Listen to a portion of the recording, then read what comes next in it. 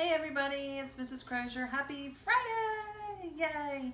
I want to congratulate Aubrey on releasing her 4 butterflies. That is so cool. I hope you enjoyed the video of the snail that I sent. That was really cool that I found in my garden. There's some other things that I'll be sending. I also want to talk once again about the nest that I found. Don't forget that you need to check your messages on Raz Kids. And boy, do I love to hear your voices reading. So if we can't, read through Skype or FaceTime or Google Meet, you can always read on Raz Kids and record your reading. And I look forward to hearing from you. Real quick, I'm going to go through the animals. My animal, once again, is a mammal. It lives in the mountains of China. It is endangered, and it is black and white, somewhat of a solitary animal. So most of my students know, but send me an email or a shout out of what you think my animal is. From the guests, the information that I got from our Google Meet, I think Aubrey's animal is a sloth, I think Maggie's is a sloth, and possibly Mrs. Teal's. Amelia's is a cat. Rylan, I think, is a dog. Cash, I think, is a cat.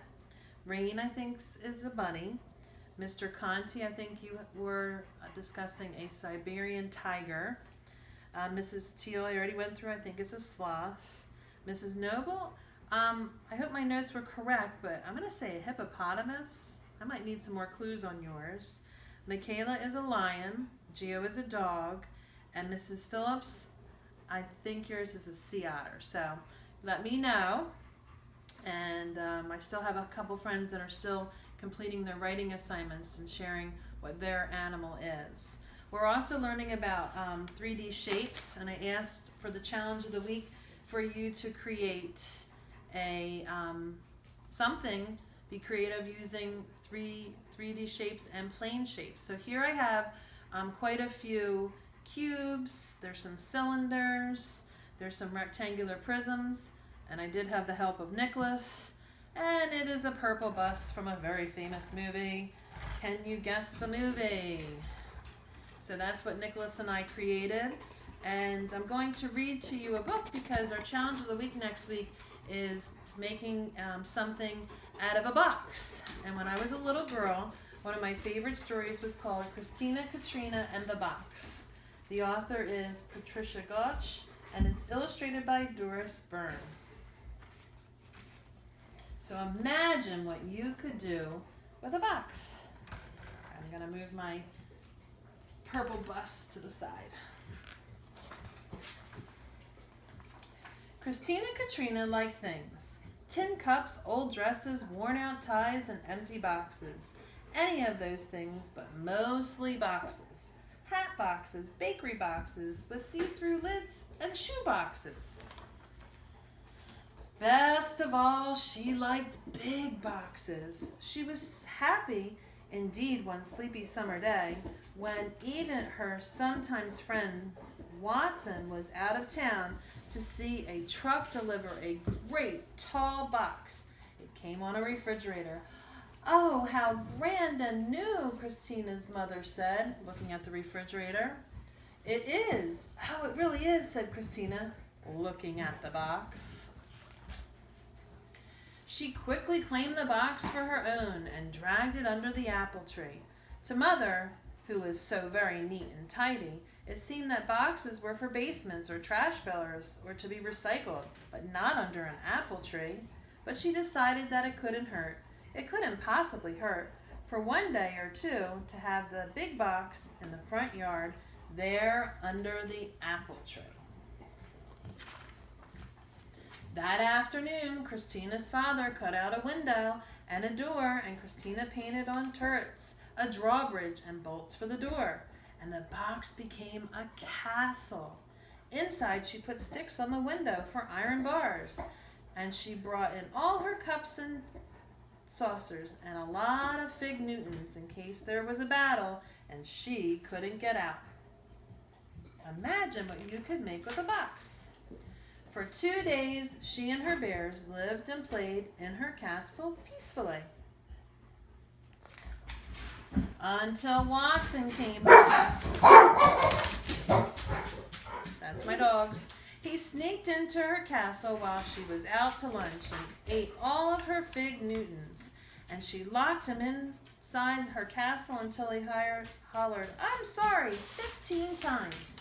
When she finally let him out, he gave Christina's castle a kick and over it went smack on its side. Not very nice. Mother came out and saw the fallen box. "I see that's the end of the castle, Christina," she said with a smile, and she started to haul it away. "But that's no castle," said Christina, hauling it back again. "That's my clubhouse." And it was for 3 long days, right there under the apple tree. Christina changed the window into a door and the door into a window. She put in 2 benches for members and a chair for the president, and she painted "Keep Out, Members Only, and Danger to Enemies on the Outside." And she even let Watson join. Then they met in the clubhouse, which was very dark when the door was closed, and it was very secret. And they spit on a nickel and swore to be friends forever. And they were.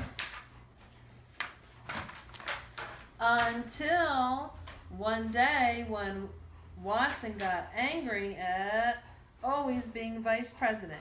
He climbed on the clubhouse roof and promised to sit there until Christina made him president. Only the roof caved in and Christina disbanded the club. When Mother saw the satin box, she brushed her hands together. Now she would have her nice, neat yard back. "Well," she said, "that is the end of the clubhouse," and she tugged it toward the street. "But that's no clubhouse," said Christina, tugging it back again. "That's my racing car, Hermione, and I am late for a race." Before speeding off, Christina put the top on the bottom, turned the window into a cockpit, and on the sides painted 2 magnificent curling silver horns, which she blasted at Watson every time she rounded that apple tree. For 2 days, Christina raced around the yard and won every time. Until Watson said he could take a look at the motor, that it didn't sound quite right. When he cut off the nose to get a look at the motor, the car collapsed. That Watson. Christina's mother was relieved. "Well, that is the end of the racing car," she said, and she pulled the cardboard toward the trash barrel. "But that's no racing car," said Christina, pulling it back again. "That's the floor of my summer mansion, and I'm going to have a ball." And she did, right there, under the apple tree. She patted the box out flat and drew furniture on each flap. A stove and a refrigerator for the kitchen, a bed for the bedroom, and a grand piano, and a violin for the living room, so there she could play music for the ball. Then she and her bears and Watson dressed up in gowns and high heels, bow ties and top hats, and they invited kings and queens and some presidents and a vice president too. And everybody came and they danced and danced until their feet hurt and they had to take off their shoes. Even without shoes, Christina had a wonderful time. Until Watson decided the floor needed scrubbing. He sprayed it down with the garden hose and mopped it up until the floor puckered and grew lumpy and finally fell apart. When Mother came out a little later and looked at her front yard, she just shook her head. "Well," and then, "is this the end of your grand floor?" "What floor?" asked Christina, who was running by. "Oh, you mean that old ragged box? Let's do throw it away." Mother breathed a sigh of relief. Whew! At last she could have her nice, neat yard back. "But quick," Christina said. "Watson's mother just got a washer and dryer today, and he's bringing 2 ships down right now. I said my mother wouldn't mind if we sailed them here, right in the front yard, right under the apple tree. And so they did. So the challenge for next week, since we're learning about 3-dimensional shapes, is that I would like you to see if you can find a box, small, medium, even if you can find a large box, and see what you can make out of it. And I'm going to do the same thing with my family. And to close, I wanted to share once again the bird's nest, because not everybody made the Google Meet meeting. And what was really interesting about this bird's nest is I found it in the garden, and you know, the usual sticks, leaves, grass, mud. You can see where this was hanging on the branch. But what the bird found was some cotton or some type of material for like a blanket. And what really bothered me was the bird found plastic string. Now this wouldn't be something safe, I think, for any animal to have in its home, especially with little birds, you know, chicks and things that would be in the nest. So this really ties into why we should reduce and reuse and recycle, and when we see litter, to pick it up. And our poem for this week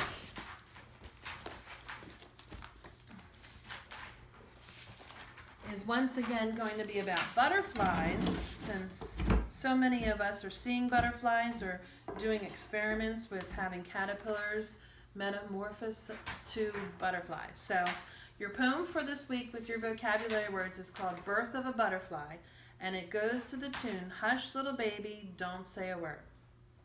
Are you ready? A mama butterfly lays all her eggs.